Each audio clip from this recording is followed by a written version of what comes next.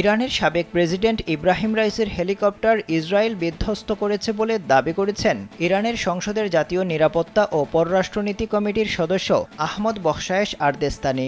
তিনি বলেন, গত সপ্তাহে লেবাননে একসঙ্গে প্রায় ৪,০০০ পেজারের বিস্ফোরণ ঘটায় ইসরায়েল। ফোনের চেয়ে ছোট পেজার যোগাযোগের একটি পূর্ণ ডিভাইস, যেটির মাধ্যমে বার্তা আদান প্রদান করা যায়।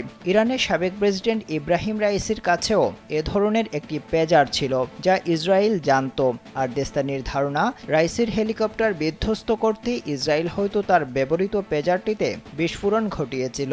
ইরানের সরকারি এই কর্মকর্তা আরও জানিয়েছেন, লেবাননের প্রতিরোধ যোদ্ধাদের জন্য যেসব পেজার কেনা হয়েছিল সেটির সঙ্গে ইরানের সংশ্লিষ্টতা ছিল। চলতি বছরের ১৯ মে আজারবাইজান থেকে ইরানে ফিরছিলেন ইব্রাহিম রাইসি। ওই দিন তাকে বহনকারী হেলিকপ্টারটি একটি দুর্গম অঞ্চলে বিধ্বস্ত হয়। ওই দুর্ঘটনায় রাইসি সহ হেলিকপ্টারের সব আরোহী প্রাণ হারান।